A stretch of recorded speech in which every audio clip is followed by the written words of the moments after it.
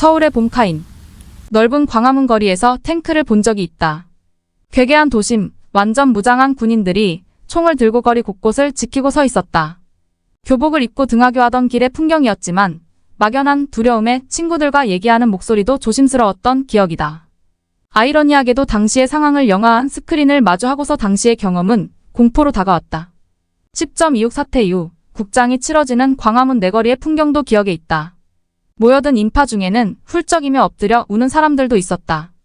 죽은 이가 생전에 자행한 온갖 범죄와 몰상식에도 불구하고 사람들은 나라님의 죽음이라고 슬퍼했다. 조선시대의 백성이 툭 튀어나온 것 같은 그 생경함에 진저리를 치면서도 누구도 잘 죽었다고 대놓고 말할 수 없는 상황이었다. 영화 효자동 이발사의 천사와 변호인 2013, 1987, 2017을 거쳐 남산의 부장들이 2019로 이어지는 그 시대의 영화를 놓치지 않고 보았고 그때마다 나는 원치 않게 종로나 광화문 내거리로 소환되곤 했다. 독한 최루가스 냄새가 버스의 작은 틈을 뚫고 들어왔고 사람들은 입과 코를 막았다. 버스를 갈아타려고 정류장에 서 있을 때면 혹시라도 이유불문 검문에 잡혀갈까 두려움에 떨던 시절이었다. 2023년의 현실을 보는 듯한 기시감. 2023년 겨울, 그때 그 시절의 이야기를 다시 영화로 만났다. 영화 서울의 봄은 1979년 12월 12일 군사 반란이 발생한 수도 서울 한복판의 이야기다. 대한민국의 운명이 바뀐 그 밤의 이야기가 이 시간 30분 동안 스크린에 펼쳐졌다. 결과는 익히 아는 결말이지만 군사 반란의 주역이었던 인물들의 면면과 그들의 행적을 구체적으로 구현하고 있다는 점이 무척 흥미로웠다. 특히 보안사령관 전두환과 일당들의 일방적인 쿠데타 성공으로 기억하고 있던 내게는 반란의 시작부터 마무리까지의 9시간은 생각하지 못했던 시간이었다. 더구나 반란군에 맞서는 진압군의 치열한 대응까지는 더더욱 몰랐던 일이었고 그만큼 철저하게 역사에는 가려져 있던 이야기들을 영화적으로 재구성해서 보여준다는 것이 큰 의미로 다가왔다. 영화를 보며 2023년의 현실을 보는 듯한 기시감이 들었다. 우선은 하나회로 알려진 군부의 사조직, 이익을 같이 하는 자들의 모임은 지금의 검찰 조직을 보는 듯했다. 쿠데타가 성공하고 하나회는 전공이나 전문적 지식과 상관없이 국정의 요직을 촘촘하게 차지했다. 그들만의 세상에 국가와 국민은 없었다. 국가와 국민의 안녕은 없었고 조직과 일신의 안녕만을 추구하는 욕망의 시간이었다. 인간이라는 동물은 아닌다. 강력한 누군가가 자기를 리드해 주길 바란다니까. 여기 떡고물이 떨어지길 바라는 그들 아가리에 왕창 떡고물을 쳐넣어 줄 거야. 영화에서는 강력하게 상황을 통제하는 1인 전두광항 정민의 모습이 두드러졌다. 그가 흔들리면 조직이 흔들리고 조직이 흔들리면 모두가 괴멸하는 상황.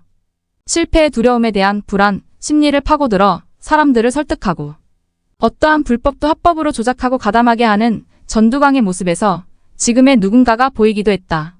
합법이 안 되면 불법으로라도 그도 안 되면 협박과 회유로 사람들의 마음을 쥐고 흔드는 1인과 그를 위한 조직. 다음으로 법이 얼마나 무력했는지 알 수 있었다. 자신에게 반대하는 세력을 누르기 위해서 그들은 법을 조롱한다. 총으로 위협해 절차적 정당성을 확보하고 통신망을 감청해 사람들의 말과 행동을 통제한다. 지금은 어떤가? 현 정권에서 벌어지는 이른바 시행령을 통한 정치, 무리한 압수수색과 기소의 남발과 다르지 않다. 국회를 통과한 법에 대해서는 거부권을 행사하고 시행령으로 하는 통치는 입법권의 근간을 흔들고 결국 부정부패로 이어질 수밖에 없다. 영화 서울의 봄은 2023년 12월 6일 자 누적 관객 520만을 넘어섰다고 한다. 사람들이 영화에 열광하는 이유는 뭘까? 20대와 30대는 영화를 보고 난 후 당시의 일을 전혀 몰랐다는 이야기를 많이 한다. 경험한 나도 희미한 지경이니 어쩌면 당연하다. 또한 더 알아보려고 공부해야겠다는 말도 한다고 한다. 패배한 민주주의의 역사, 한국 근현대사의 끝자락을 차지하는 이 이야기는 대한민국의 거대한 역사의 한 부분이다. 내가 경험한 제5공화국의 이야기도 바람을 타고 들려오는 소문에 바탕을 두고 있다. 음습하고 두렵고 무서운 소문과 함께 잠시 전시되고 흩어지는 사진으로 혹은 만화로 라디오 드라마로 이어졌다. 그리고 그 일당들이 법적으로 처벌받은 후에야 비로소 사람들의 입에 본격적으로 오르내렸으며 영화로 조금씩 접할 수 있었다. 역사가 현재를 비추는 거울이라는 점에서 당시를 바로 보려는 마음은 매우 바람직한 현상이다. 2010년에 민주화 운동기념사업회 한국민주주의 연구소가 편찬한 한국민주화 운동사 3. 서울의 봄부터 문민정부 수립까지는 당시의 상황을 자세하게 분석하고 있어. 민주화 운동의 역사에 대한 정보를 주니 참고하면 좋을 듯하다. 결말을 아는 불행한 역사의 한 페이지를 많은 관객들이 답답함을 누르면서까지 스크린에서 눈을 떼지 못하는 이유가 뭘까? 아마도 인간의 탐욕과 인간됨의 도리가 사라지는 그 어이없는 상황과 어이없는 방식으로 국가가 무너지는 과정을 적나라하게 보여주었기 때문은 아닐까? 그들은 국가를 탈취하는 태도를 표방한다. 그들은 쿠데타가 아닌 혁명을 만들자고 말한다. 너무도 당당해서 보통의 사람들을 아연실색하게 만든다.